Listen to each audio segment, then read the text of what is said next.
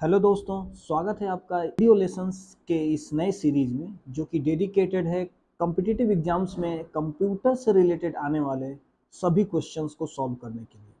हम इस video series में कंप्यूटर्स के हर टॉपिक को आसान भाषा में और एकदम शुरू से लेकर अंत तक देखेंगे और उसको समझेंगे ताकि हमें उसको रटने की ज़रूरत ना पड़े।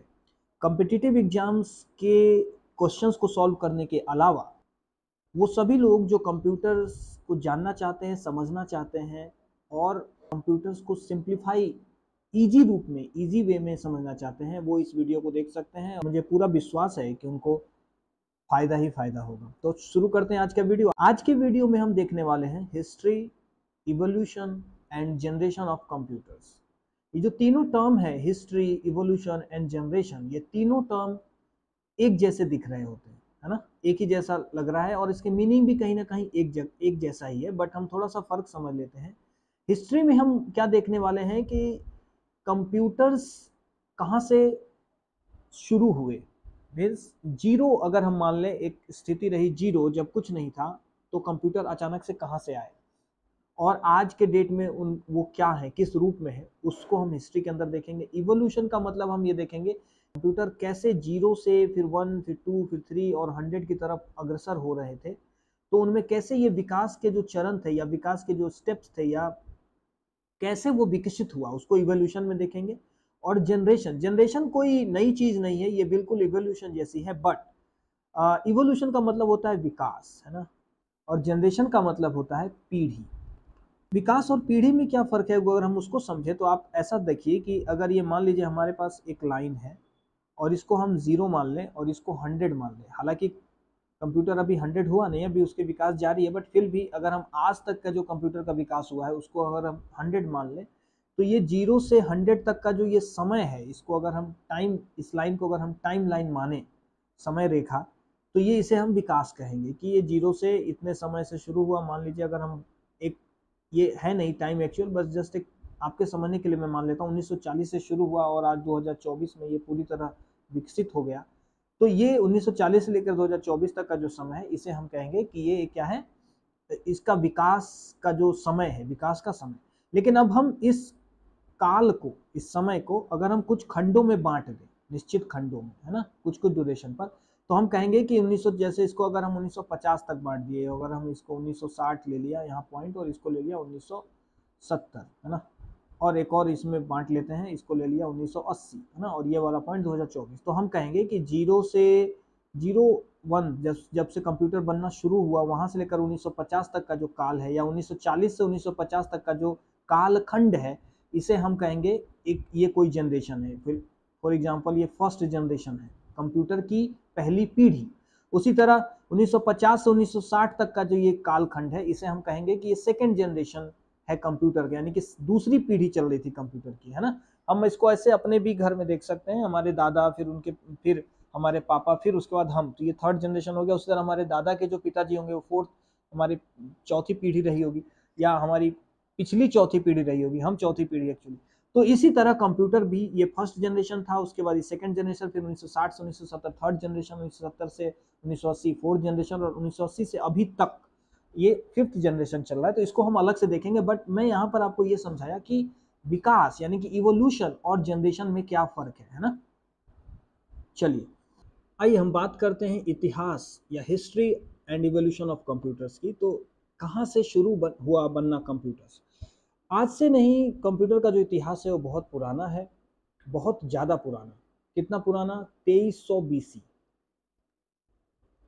बहुत सारे हमारे वीडियो देखने वालों को ये शायद पता नहीं होगा कि बीसी क्या होता है, तो मैं बता देता हूँ। बीसी को टाइम को दर्शाने का एक तरीका है। बीसी कैसे? बीसी एक्चुअली दो टर्म्स हैं, बीसी जैसा ही एक और है एडी, है ना। तो इसको आप ऐसा मान के चलिए, इसे कहते हैं बिफोर क्राइस्ट, बिफोर क्राइस्ट, और इसको कहते हैं आफ्टर। हालांकि डी से क्राइस्ट नहीं होगा, बट इसको आप ऐसा ही माने तो ज़्यादा बेटर रहेगा, आफ्टर क्राइस्ट कहेंगे, बट एक्चुअली होता है एनो डोमिनी, है ना, लैटिन वर्ड है, और इसे बिफोर क्राइस्ट कहते हैं।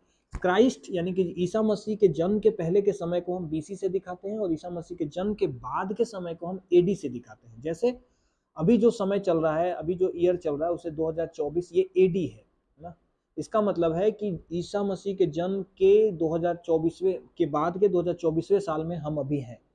और कंप्यूटर का जो इतिहास है वो ईसा मसीह के जन्म के 2300 साल पहले का है। यानी कि पहला जो कुछ ऐसा चीज, ऐसी डिवाइस बनाई गई थी जो कैलकुलेशन कर पाए, वो 2300 बीसी में बनाई गई थी, है ना। अगर आपने मेरे पुराने वीडियोस को देखा होगा जो मेरे चैनल पे है, उसमें भी कंप्यूटर की फंडामेंटल्स को बहुत अच्छे से समझाया मैंने, पूरे फंडामेंटल को बहुत अच्छे से समझाया है। अगर आप उसको देखेंगे तो ये जो अब वीडियोस इस सीरीज में आएंगी वो ज़्यादा आपको अच्छे से समझ में आएंगी। तो मैं रिक्वेस्ट करूंगा आपसे कि उन वीडियोस को भी आप एक बार देख लें।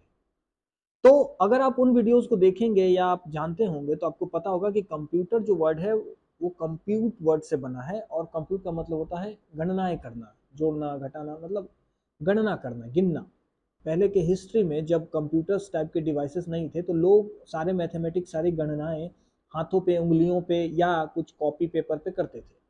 तो जो मैथमेटिशियंस थे, गणितज्ञ थे, उनके दिमाग में ये बातें आई कि कुछ ऐसा बनाया जाए जिससे कि हम आसानी से ये कर पाएं, ये जो गणनाएं हैं। तो उस क्रम में जो सबसे पहला ऐसा गणना करने वाला कोई डिवाइस बना था उसका नाम था एबाकस। एबाकस, इसका निर्माण हुआ था 2300 बीसी में। और कहाँ पे? चाइना में। इसका निर्माण किसने किया था ये अभी तक पता नहीं है किसी को, है ना। तो एबाकस जो था ये सबसे पहला डिवाइस था जिसकी मदद से आप गणनाएं कर सकते थे। मतलब एक ऐसा डिवाइस, कुछ खिलौने टाइप का होता है ये, जिसमें कुछ स्फेरिकल टेबल्स होते हैं, उनकी मदद से आप गणनाएं कर सकते हैं। और आजकल ये बच्चों को सिखाया भी जाता है प्री स्कूल्स में। उसके बाद, एबाकस के बाद, नेपियर नाम का एक साइंटिस्ट या मैथमेटिशियन था जिसने लॉग सिस्टम दिया था हमें, लॉगरिथम। ये सब चीज़ें मैं एक्स्ट्रा भी चीज़ें बताते जा रहा हूँ, हालांकि इनका कंप्यूटर से बहुत ज़्यादा लेना देना नहीं, बट कुछ चीज़ें मैं आपको अलग से भी बताते जाऊंगा जो कि रिलेटेड होंगी और आपके काम की होंगी। तो नेपियर ने लॉगरिथम, लॉग सिस्टम हमें दिया था। मैथमेटिक्स में जब आप 9th और 10th में ये पढ़ना पड़ता है लॉगरिथम, और इसका बहुत ज़्यादा प्रयोग होता है रिसर्च फील्ड में। तो नेपियर ने एक मशीन बनाया था जो कि गणनाएं कर सकता था, ठीक है। ये बात है हमारे 1617 ईस्वी की, ठीक है। उसके अलावा नेपियर्स बोन कहते हैं उसको, उस मशीन का नाम है नेपियर्स बोन्स, नेपियर्स बोन्स, है ना। हालांकि उसको बनाया था नेपियर ने, उसको कहते हैं नेपियर्स बोन्स। एक तीसरा डिवाइस, इसके बाद भी डिवाइस कुछ बने, बट जो महत्वपूर्ण डिवाइस है उसका नाम है पास्कलाइन। ये मशीन का नाम है पास्कलाइन। इसको बनाया था किसने? ब्लेज पास्कल ने, BLAISE, ब्लेज पास्कल। कब? 1642 ईस्वी में। अब ध्यान रखिएगा कि 16 जो ये पास्कलाइन मशीन था ये केवल सब्ट्रैक्शन और एडिशन, जोड़ और घटाव कर पाता था। ये एक ऐसा डिवाइस था जिसकी मदद से जोड़ और घटाव आप कर सकते थे, ठीक है। ब्लेज पास्कल ने बनाया इसको 1642 ईस्वी में। अब इसका जो एज है, यानी कि इसका जो टाइम है इसके निर्माण का, वो 1642 से 1644 भी दिया रहता है। तो आप इसमें एकदम से 1642 पे हार्ड एंड फास्ट नहीं रहेंगे, आप 1642 से 1640 के बीच फ्लेक्सिबल रहिए। कई बुक्स इसको 1652 भी कहते हैं ना, लेकिन मेरे ख्याल से, या मैं आपको सलाह दूंगा कि आप 1642 से 1644 में ही इसको लेकर चलें, ठीक है। पास्कल के बाद कुछ और साइंटिस्ट ने इस तरीके की मशीन बनाने की कोशिश की और बने भी, लेकिन जो सबसे महत्वपूर्ण नाम पास्कलाइन के बाद आता है वो आता है 1822 ईस्वी में। 1642 के बाद 1822 में कोई बड़ा काम हो रहा था, और जिसका नाम था डिफरेंशियल मशीन। डिफरेंशियल मशीन, ये बहुत इंपॉर्टेंट नाम है। 1822 ईस्वी में। और किसने इसको बनाया? इसको बनाया था चार्ल्स बैबेज ने, जिसको कंप्यूटर का पिता, कंप्यूटर का जनक, फादर ऑफ कंप्यूटर्स भी कहा जाता है, चार्ल्स बैबेज। इन्होंने 1822 ईस्वी में कुछ कैलकुलेशन, मतलब ऑटोमेटिक कैलकुलेट करने वाला, या आप यूं कहें कैलकुलेशंस को करने में मदद करने की कुछ मशीन बनाने की कोशिश की, जिसका नाम उन्होंने रखा था डिफरेंशियल मशीन। लेकिन आपको बता दें ये डिफरेंशियल मशीन सक्सेसफुल नहीं रहा था, इसलिए इसको बहुत ज्यादा नाम नहीं आप सुनेंगे। लेकिन ये चार्ल्स बेबेज के का जो अब इन्वेंशंस थे उसमें एक बहुत महत्वपूर्ण कदम था, इसलिए ये भी इंपॉर्टेंट है ना। तो कभी पूछ दे कि डिफरेंशियल मशीन को किसने बनाया, तो किसने बनाया था? चार्ल्स बेबेज ने, क्योंकि चार्ल्स बेबेज का नाम आपको हमेशा याद रहता है। 1822 के बाद 1837 में यही चार्ल्स बेबेज एक और मशीन लेकर आते हैं जो कि बहुत ही फेमस हुआ, और जिसके कारण ही चार्ल्स बेबेज को फादर ऑफ कंप्यूटर्स कहा जाता है। उसका नाम था एनालिटिकल मशीन। एनालिटिकल मशीन किसने इसका निर्माण किया? चार्ल्स बेबेज ने। इसका नाम क्या था? Analytical machine. कब? 1837 ईस्वी में। ये बहुत ही बड़ा कदम था कंप्यूटर्स के विकास में। ठीक है, आज जितने भी आप कंप्यूटर देख रहे हैं वो इसी को आधार मानकर बनाए गए। आज के डेट में कंप्यूटर में जितना भी इवोल्यूशन हुआ है, जितना भी विकास हुआ है, वो सब इस एनालिटिकल मशीन को ही सोर्स ऑफ मोटिवेशन मानकर बनाए गए। ठीक है, इसलिए एनालिटिकल मशीन के निर्माण के कारण ही चार्ल्स बेबेज को फादर ऑफ कंप्यूटर कहा जाता है। तो ये चीजें आप ध्यान रखेंगे। ठीक है, एनालिटिकल मशीन के बाद भी बहुत सारे मशीन बने थे, लेकिन वो उतने इंपॉर्टेंट नहीं है। तो अभी तक हमने जितने मशीन देखे उसमें जो पहला नाम मैं लिखूं वो है एबाकस। फिर से एक रिवाइज हो जाएगा आपका। कब? 2300 बीसी। कई लोग इसको 2700 बीसी भी कहते हैं, तो आप इसमें थोड़ा सा देख लीजिएगा। दूसरा हमने देखा था नेपियर्स बोन्स, है ना, बट वो बहुत ज़्यादा इंपॉर्टेंट नहीं है। 1617 लिख ही देता हूँ। नेपियर साइंटिस्ट का नाम है बोन। ये बना था 1617 ईस्वी में। तीसरा, उसके बाद एक और मशीन बना जिसका नाम था पास्कलाइन। इसको बनाया था किसने? ब्लेज पास्कल ने।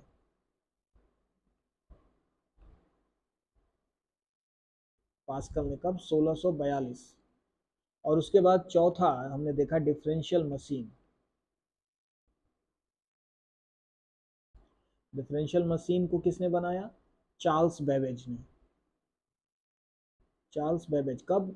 1822। ठीक, उसके बाद पांचवा हमने मशीन देखा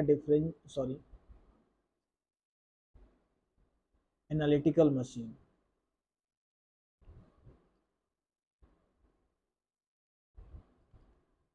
इसको बनाया गया कब? 1837 में। और किसने बनाया? चार्ल्स बेबेज ने। ठीक है, अब ये जो पांचों मशीन आप देख रहे हैं, इसके अलावा भी और मशीन्स बने थे, लेकिन वो उतने ज्यादा महत्वपूर्ण नहीं है, इसलिए मैं उसका नाम यहाँ लिख नहीं रहा हूँ, बट इससे क्वेश्चन पूछा जा सकता है। ये सभी कैसे थे? ये सभी मैकेनिकल डिवाइस थे। मैकेनिकल मशीन्स, या मशीन ना कह के मुझे इनको कहना चाहिए कंप्यूटर्स, या कैलकुलेटर कहना ज्यादा बेटर रहेगा। कंप्यूटर से बेटर है कैलकुलेटर कहें, बट आप सिनोनिम में यूज कर सकते हैं कैलकुलेटर्स। ठीक है, ये सब कहते थे मैकेनिकल। ये बहुत इंपॉर्टेंट है। मैकेनिकल, मैकेनिकल का मतलब, कहने से क्या मतलब है मैकेनिकल से? वो मतलब ये है कि इन सभी में कुछ भी बिजली से नहीं चलता था, सब मैकेनिकली चलते थे। मैकेनिकल मतलब जैसे हमारे बाइक चलती है, कोई इंजन होता है, उसमें इंजन चलता है, उससे फोर्स जनरेट होता है, उससे गाड़ी चलती है। उसी आप देखे होंगे आटा चक्की मशीन होता है, मैकेनिकल सिस्टम है। ये सारे सिस्टम्स जो है मैकेनिकल है। तो ये जितने मशीन्स थे उसमें खासकर एनालिटिकल मशीन, डिफरेंशियल मशीन, ये सब क्या थे? ये मैकेनिकल डिवाइसेस थे, है ना। इसलिए इनको ये मॉडर्न कंप्यूटर नहीं कहा जाता, ये ओल्ड फैशन कंप्यूटर थे, मैकेनिकल डिवाइसेस थे। इसमें इलेक्ट्रॉनिक या इलेक्ट्रिसिटी का कोई यूज नहीं था। ठीक है, समझ गए आप। एबेकस तो एक तरीके का खिलौने टाइप का डिवाइस है। नेपियर्स बोन भी उसी तरीके का डिवाइस है। पास्कलाइन भी एक मैकेनिकल टाइप का छोटा सा सेमी मैकेनिकल डिवाइस है। और डिफरेंशियल और एनालिटिकल मशीन पूरी तरह से मैकेनिकल डिवाइस है। तो ये इनमें इलेक्ट्रॉनिक्स का कोई लेना देना नहीं है, ये भी आप ध्यान रखेंगे। ठीक है, तो एग्जाम में आ जाए कि मैकेनिकल डिवाइस में से कौन था या मैकेनिकल कंप्यूटर कौन था, तो आप एनालिटिकल मशीन या डिफरेंशियल मशीन का नाम ले सकते हैं। ठीक है, एनालिटिकल मशीन जब बन गई, मैकेनिकल डिवाइस बन गया, और हमें मालूम है कि इसको किसने बनाया? Father of computer Charles Babbage ने। तो उस एनालिटिकल मशीन के बाद भी चार्ल्स बेबेज कुछ बनाने की कोशिश कर रहे थे, लेकिन उनकी मृत्यु हो गई, वो सक्सेसफुल नहीं हो पाया। तो एनालिटिकल मशीन के ही आधार पर लोगों ने नए कैलकुलेटर्स या कहें कंप्यूटर्स बनाने की कोशिश की। बहुत ज़्यादा कोशिश की गई, बहुत लोगों ने बहुत कुछ बनाए भी, और मैकेनिकल से उसको सेमी मैकेनिकल बनाने की, मतलब कुछ इलेक्ट्रिकल पार्ट को इंसर्ट करने की कोशिश की गई। तो इलेक्ट्रो मैकेनिकल डिवाइसेस भी बने, है ना। इसमें टेबुलेटिंग मशीन का नाम आता है। टेबुलेटिंग मशीन ये भी एक कंप्यूटर था, ये एनालिटिकल मशीन के बाद बना था। टेबुलेटिंग मशीन ये क्या था? ये कैसा मशीन था? ये था इलेक्ट्रो मैकेनिकल, मतलब इसमें कुछ पार्ट इलेक्ट्रिसिटी से चलते थे, कुछ पार्ट मैकेनिकली चलते थे। ठीक है, उसके बाद तो जो एक बड़ा मोड़ आया कंप्यूटर के विकास के क्षेत्र में, वो था एनियाक का निर्माण। एनियाक, आपने पढ़ा भी होगा सबसे पहला कंप्यूटर कौन है, तो ये एनियाक है, जिसको चार्ल्स बेबेज के एनालिटिकल मशीन के ही आधार पर बनाया गया था, कोई फंडामेंटल मान के बनाया गया था। बट ये पहला इलेक्ट्रॉनिक कंप्यूटर था। इलेक्ट्रॉनिक मींस ये इलेक्ट्रिसिटी का प्रयोग करता था, इलेक्ट्रॉनिक कंपोनेंट्स का प्रयोग करके इसको बनाया गया था। और आजकल इसके बनाने वाले का भी नाम पूछा जा रहा है, तो इसको बनाया था J.P. इक्कार्ट ने, ECKART, J.P. इक्कार्ट, J. प्रेस्पर इक्कार्ट ने। उनका मदद किया था एक और साइंटिस्ट ने जिनका नाम था J.W. मॉकली। इन दो लोगों ने मिलकर, J.P. इक्कार्ट और J.W. मॉकली ने मिलकर ये एनियाक नाम का एक मशीन बनाया। कब? 1946 में। तो 1946 में पहला ऐसा कंप्यूटर बना जो इलेक्ट्रॉनिक था। और एनियाक का फुल फॉर्म भी देख लीजिए, क्योंकि इसका फुल फॉर्म भी पूछा गया है, पूछा जाता रहा है। इसका फुल फॉर्म है इलेक्ट्रॉनिक, N फॉर न्यूमेरिकल या numeric, electronic numeric integrator, and A for and computer. Electronic numeric integrator and computer, ये फुल फॉर्म था एनियाक का। कब बनाया गया? 1946 में। किसने बनाया? J.P. इक्कार्ट और J.W. मॉकली ने। अब ये एनालिटिकल मशीन से क्यों डिफरेंट था? सबसे पहला जो डिफरेंस था वो ये था कि ये इलेक्ट्रॉनिकली चलता था, इसमें इलेक्ट्रॉनिक्स का प्रयोग किया गया था। ठीक है, यहां तक बात समझ में आ गई। तो एनियाक जब 1946 में बन गया, उसके बाद एक और, अच्छा हाँ, ये जो J.P. इक्कार्ट थे और J.W. मॉकली थे, ये दोनों जो है ये कहाँ के साइंटिस्ट थे, ये भी इंपॉर्टेंट है ना। ये अमेरिका के, USA, अमेरिका के साइंटिस्ट थे दोनों। ठीक है। J.P. इक्कार्ट और J.W. मॉकली के एनियाक के बना देने के बाद ये एक बड़ा इवोल्यूशन था एक कंप्यूटर के क्षेत्र में, क्योंकि इलेक्ट्रॉनिकली एक कैलकुलेटर या कहें कंप्यूटर बन के निर्माण हो गया था, जिसको कि हम यूज कर सकते थे, है ना। लेकिन उसमें बहुत सारी कमियां थी। उन कमियों को दूर करते हुए क्या होता था, एनियाक में बाहर से प्रोग्राम देना पड़ता था, उसमें प्रोग्राम स्टोर नहीं होता था, है ना। तो इस पर काम करके अमेरिका के ही एक साइंटिस्ट, जॉन वॉन न्यूमैन, ये एक साइंटिस्ट थे जॉन वॉन न्यूमैन, है ना। इन्होंने एनियाक का जो प्रॉब्लम थी उस पर काम किया, और इन्होंने क्या किया, एक नया कॉन्सेप्ट दिया जिसको कहते हैं stored program concept. Stored program concept. अभी अभी मैंने क्या बोला कि एनियाक में प्रॉब्लम क्या थी? एनियाक में एक प्रॉब्लम थी, बहुत सारी थी, बट उसमें से एक प्रॉब्लम थी कि एनियाक में प्रोग्राम्स को बाहर से देना पड़ता था। हर बार आपको प्रोग्राम इंटर करना पड़ता, मतलब बाहर से प्रोवाइड करना पड़ता था, तब वो रन होता था। लेकिन जॉन वॉन न्यूमैन ने इसको सॉल्यूशन के लिए क्या किया, उन्होंने एक नया कॉन्सेप्ट बनाया। उन्होंने एक नई मशीन, एक नए कॉन्सेप्ट का मशीन का निर्माण किया, जिसका नाम था, उस कॉन्सेप्ट का नाम था स्टोर्ड प्रोग्राम कॉन्सेप्ट। तो कई बार एग्जाम में कंप्यूटर टर्म्स को यूज ना करके एनियाक और दूसरे कंप्यूटर के नाम ना दे करके ऐसे पूछ दिया जाता है कि स्टोर्ड प्रोग्राम कॉन्सेप्ट की किसने दिया? ये दिया था जॉन वॉन न्यूमैन ने। और इस स्टोर्ड प्रोग्राम कॉन्सेप्ट का यूज करके उन्होंने एक नया मशीन बनाया एनियाक से बेहतर, जिसको कहते हैं एडसैक, EDSAC। इसका फुल फॉर्म क्या है? अब आपको अभी तक के कहानी से तो समझ में आ गया हो कि एडसेक का निर्माण जॉन वॉन न्यूमैन ने किया, और ये किस कॉन्सेप्ट पर बना हुआ कंप्यूटर था? स्टोर्ड प्रोग्राम कॉन्सेप्ट पर, यानी कि ये एनियाक से बेटर था। इसका फुल फॉर्म क्या था? इसका फुल फॉर्म था electronic delay storage automatic calculator. EDSAC का फुल फॉर्म क्या था? Electronic delay storage automatic calculator. ठीक है। और इसका निर्माण कब हुआ था? 1949 में इसका निर्माण किया गया। तो आपने देखा कि एनियाक का जो निर्माण हुआ कब हुआ? 1946, यानी कि 1946 में। और उसके 3 साल बाद 1949 में निर्माण हुआ एडसैक का, जो कि स्टोर्ड प्रोग्राम कॉन्सेप्ट पर बनाया गया था। स्टोर्ड प्रोग्राम कॉन्सेप्ट क्या होता है, इसको भी समझ लीजिए। इसमें क्या किया जाता है, कई बार ये पूछ करके कुछ और पूछा जाता है, इसका डिस्क्रिप्शन को था ना, तो उसको भी आप समझ लीजिए। स्टोर्ड प्रोग्राम कॉन्सेप्ट क्या था कि एनियाक में क्या होता था, प्रोग्राम बाहर से देना पड़ता था, लेकिन जॉन न्यूमैन ने एक नया कॉन्सेप्ट दिया, उसमें क्या किया गया, प्रोग्राम को स्टोर कराया गया, प्रोग्राम को भी डेटा के साथ प्रोग्राम को भी स्टोर करा दिया गया। मतलब प्रोग्राम हर बार बाहर से देने की जरूरत नहीं है, प्रोग्राम भी स्टोर हो गया और वो अपने आप, जो आपका मशीन था एडसेक था, वो अपने आप ले लेता था प्रोग्राम को और रन कर देता था, है ना। तो इसमें जो स्टोरेज वर्ड है ये इसी को इंगित कर रहा है ना, स्टोर प्रोग्राम कॉन्सेप्ट को, electronic delay storage automatic calculator, ठीक है। तो एडसेक के बाद फिर से जेपी एक्कार्ट, मैं इसको बार बार इसलिए लिख रहा हूँ, इनका नाम फिर से बार बार बोल भी रहा हूँ, लिख भी रहा हूँ, ताकि आपको याद हो जाए यहीं पे। जेपी एक्कार्ट और जे.डब्ल्यू. मॉकली। अब ये मॉकली या मॉचली, ये आप अपने हिसाब से देख लीजिए, कई लोग इसको मॉकली पढ़ते हैं, कई लोग मॉचली पढ़ते हैं। तो जेपी एक्कार्ट, CKART है ना, जेपी एक्कार्ट। ये राइटिंग थोड़ा सा आप मैनेज कर लीजिएगा, क्योंकि जो राइटिंग पैड है वो उतना बेटर नहीं है ना। तो मैं इसको, ये जे है, JP एक्कार्ट एंड J.W. मॉकली, इन दोनों ने, जिन्होंने एनियाक बनाया था कब, 1946 में, और इसके बाद जॉन वॉन न्यूमैन, है ना। अच्छा, एक चीज और आपको बता देता हूँ, ये जो जॉन वॉन न्यूमैन था, इसको कई बार क्या होता है, इसको इस बार कई बार जब एग्जाम में, जब ऑप्शंस में आता है, तो वॉन न्यूमैन भी आता है, कई बार जॉन न्यूमैन भी आता है ना।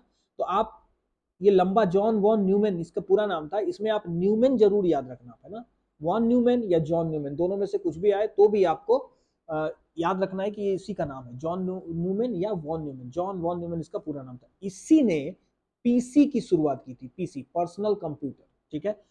एक्चुअली में इसने शुरुआत नहीं की पीसी की, बट इसने जो कॉन्सेप्ट दिया था, कौन सा concept, stored program concept, stored program, ये आर है, कॉन्सेप्ट, है ना।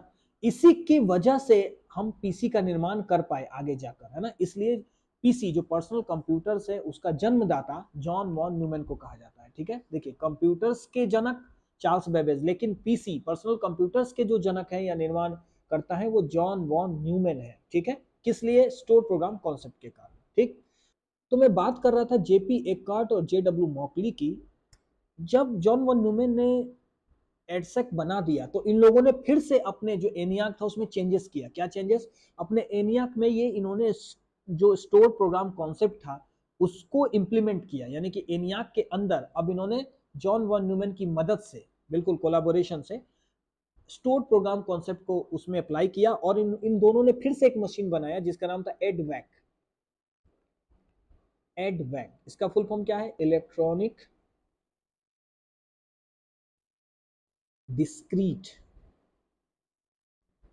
Discrete variable automatic computer. कई बार फुल फॉर्म पूछे जाते हैं ना, तो आप ध्यान रखेंगे। एडवैक, इसका निर्माण हुआ था 1949 में, है ना। किसके साथ, जब आप देखेंगे कि 1949 में ही एडसेक का भी निर्माण हुआ था, और 1949 में ही एडवेक का भी निर्माण हुआ। क्यों, क्योंकि जॉन वन न्यूमैन के कॉन्सेप्ट का प्रयोग साथ में ये भी इन लोगों ने भी शुरू किया, और एक ही समय ऑलमोस्ट आसपास ही इन लोगों ने, दोनों ने ये मशीन दी है, एडवेक। लेकिन जेपी एक्कार्ट और J.W. मॉकली यही नहीं रुके, एडवेक पे नहीं रुके, उन लोगों ने इसका भी एक एडवांस वर्जन बनाया, हमने देखा यूनिवैक, है ना। यूनिवैक किसने बनाया, J.P. एक्कार्ट और J.W. मॉकली, ठीक। जेपी एक्कार्ट और J.W. मॉकली ने क्या बनाया, यूनिवैक। इसको क्या कहते हैं, इसका फुल फॉर्म क्या है, यूनिवर्सल ऑटोमेटिक कंप्यूटर, ठीक है।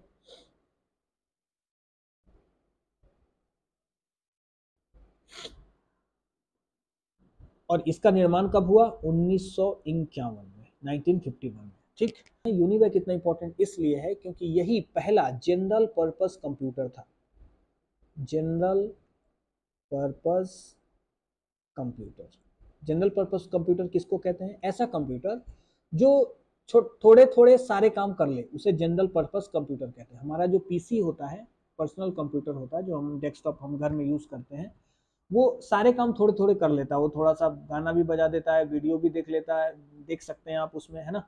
थोड़ी बहुत वीडियो एडिटिंग भी कर लेंगे आप, थोड़ी बहुत साउंड मिक्सिंग भी कर लेते हैं आप, थोड़ी बहुत आप लेटर भी लिख सकते हैं, एक्सेल स्प्रेडशीट पे भी काम कर लेते हैं, थोड़ा बहुत डेटाबेस पे भी काम कर लेते हैं, थोड़े इंटरनेट भी एक्सेस कर लेते हैं, थोड़े आप सब कुछ कर सकते हैं। ऐसे कंप्यूटर्स को कहा जाता है जनरल पर्पस कंप्यूटर, ठीक है। लेकिन कुछ कंप्यूटर्स ऐसे होते हैं जो स्पेशल किसी फंक्शनलिटी के लिए क्रिएट किए जाते हैं, उन्हें हम स्पेशल फंक्शन, स्पेशल फंक्शनलिटी या स्पेशल कंप्यूटर्स कहते हैं। तो जनरल पर्पस कंप्यूटर्स का निर्माण अगर नहीं होता तो हम लोग यूज नहीं कर पाते घर में ना, क्योंकि हम कोई खास मौसम की जानकारी के लिए या मौसम में रिसर्च करने के लिए हम थोड़ी कंप्यूटर्स लेंगे। नॉर्मल आदमी जनरल पर्पस कंप्यूटर चाहता है क्योंकि वो हर काम थोड़ा थोड़ा उससे करना चाहता है, ठीक है। तो यूनिवैक इसलिए इंपॉर्टेंट है क्योंकि जनरल पर्पस कंप्यूटर्स का यही पहला जनरल पर्पस कंप्यूटर था, ठीक है। तो अभी हिस्ट्री ऑफ कंप्यूटर्स को हम एक बार समराइज कर देते हैं। हमने बात की हिस्ट्री ऑफ कंप्यूटर में कि जो पहले के कंप्यूटर्स थे उन्हें हम मैकेनिकल कंप्यूटर्स के अंतर्गत रखते हैं, मैकेनिकल कंप्यूटर, और जो बाद में जो कंप्यूटर्स बने उन्हें इलेक्ट्रॉनिक कंप्यूटर कह सकते हैं, दो कैटेगरी में बांट सकते हैं, ठीक है। तो मैकेनिकल में सबसे पहला हमने किसको देखा, एबेकस, ठीक है। दूसरा हमने किसको देखा, नेपियर बोन्स, है ना, नेपियर्स बोन्स। इसका मैं टाइम लिख देता हूँ 2300 BC। एक बार रिकैप देख लेते हैं, 1617। उसके बाद हमारे सामने आता है एक इंपॉर्टेंट मशीन जिसका नाम था पास्कलाइन। ये सारे मशीन कहीं ना कहीं गणनाएं करते थे ना, गणनाएं करने में हमारी मदद करते थे। ये कब बना, 1642, पास्कल, ब्लेज पास्कल ने निर्माण किया।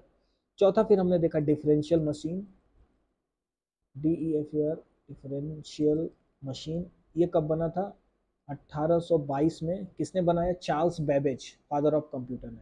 और पांचवा हमने देखा था एनालिटिकल मशीन। ये इसका निर्माण कब हुआ, 1837 ईस्वी में, ठीक है। इसके बाद हम रुक गए थे, लेकिन मैंने आपको बताया भी था इसके बावजूद एनालिटिकल मशीन का भी निर्माण किसने किया था, चार्ल्स बेबेज ने। और इसी मशीन के निर्माण के कारण चार्ल्स बेबेज को फादर ऑफ कंप्यूटर कहा जाता है, क्योंकि बाद में आने वाले सारे कंप्यूटर्स एनालिटिकल मशीन के ही बेस मानकर बनाए गए। उसके बाद और भी बने थे, मार्क 1 भी बना था, टेबुलेटिंग मशीन भी बना था, अमेरिका के 2 साइंटिस्ट ने बनाए थे, लेकिन वो सब उतने ज़्यादा इंपॉर्टेंट नहीं है या उनका नाम नहीं पूछा जाता, इसलिए हम उसको नहीं देख रहे हैं। ज़्यादा डाटा हम नहीं रखना चाहते अपने दिमाग में, हम उतनी ही जानकारी रखना चाहते जो आसानी से चला जाए और जो सबसे ज़रूरी है। उसके बाद निर्माण होता गया, अभी तक ये मैकेनिकल था। मैंने आपको बताया था टेबुलेटिंग मशीन इलेक्ट्रोमैकेनिकल डिवाइस था, जिसमें कि इलेक्ट्रिक के साथ साथ, मैकेनिकल के साथ साथ इलेक्ट्रिसिटी का भी प्रयोग किया गया था।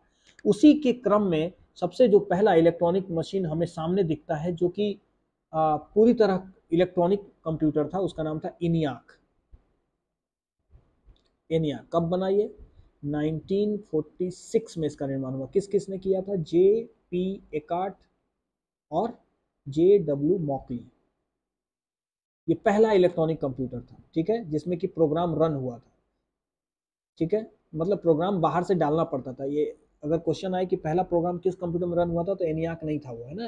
प्रोग्राम रन होता था लेकिन आपको हर बार लिखना पड़ता था, एक आपने लिखा, इंटर किया तो वो रन हुआ, ऐसा होता था।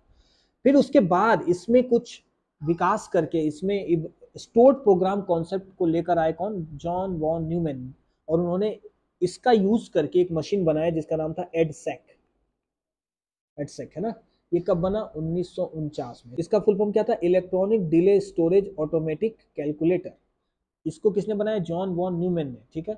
और यही वो कंप्यूटर था जिसमें पहला प्रोग्राम रन हुआ था। क्यों, क्योंकि स्टोर प्रोग्राम कॉन्सेप्ट के थ्रू प्रोग्राम को इसी में स्टोर किया गया और यहीं से रन हुआ। जैसे आज के डेट में कंप्यूटर्स प्रोग्राम को रन करते हैं, वैसा पहली बार एडसेक में हो पाया था। और किसने इसको बनाया था, जॉन वॉन न्यूमैन ने। इसीलिए पीसी का जनक, पर्सनल कंप्यूटर्स का जनक किसको कहा जाता है, जॉन वॉन न्यूमैन को। स्टोर प्रोग्राम का कॉन्सेप्ट का जनक भी जॉन वॉन न्यूमैन को कहा जाता है। और इसी स्टोर प्रोग्राम कॉन्सेप्ट का यूज करके एक और कंप्यूटर बनाया, एडवैक। किसने बनाया, इसी JP या जेम्स प्रिस्पर एकार्ट ने और JW मॉकली ने, दोनों ने मिलकर एडवैक बनाया, जिसका फुल फॉर्म है electronic discrete variable automatic computer, ठीक है। इसका निर्माण कब हुआ था, 1949 में ही हुआ था। ये दोनों लगभग एक ही साथ के हैं, ठीक है। उसके बाद जो चौथा और जो मेजर विकास हमने देखा उसका नाम है यूनिवैक। इसका फुल फॉर्म है यूनिवर्सल ऑटोमेटिक कैलकुलेटर, ठीक है। इसका निर्माण हुआ था 1951 में, 1951 में, ठीक है। और यही पहला जनरल पर्पस कंप्यूटर था, यूनिवैक ही पहला जनरल पर्पस कंप्यूटर था। तो आप अब आपको मेरे ख्याल से इन सब कंप्यूटर्स के नाम में और इनके निर्माणकर्ताओं में क्लियरेंस हो गया होगा। एडसेक क्या है, एडवैक क्या है, एनियाक क्या है और यूनिवैक क्या है, ठीक है। आजकल इस यूनिवैक के निर्माण के बाद ही जनरल पर्पस कंप्यूटर्स का निर्माण शुरू हुआ, और उसके बाद आगे कंप्यूटर का विकास कैसे हुआ, आज के डेट का जो कंप्यूटर वो कैसे बना, ये हम नेक्स्ट वीडियो में देखेंगे। आज के लिए इतना ही। आज के वीडियो में हमने देखा केवल हिस्ट्री और इवोल्यूशन ऑफ कंप्यूटर। हालांकि हिस्ट्री में और भी चीजें हैं, बट वो अब आगे के वीडियोस में, मतलब वो एकदम से हिस्ट्री में नहीं है। ये पूरा पूरा पुराना हिस्ट्री था उसका, कंप्यूटर का। आगे आने वाली जो चीजें हैं उसके बारे में आप बहुत कुछ जानते हैं, इसलिए मैंने उसको अलग वीडियो में रखा है, ठीक है। तो इस वीडियो में इतना ही, मिलते हैं नेक्स्ट वीडियो में generation and evolution of computers के साथ। धन्यवाद।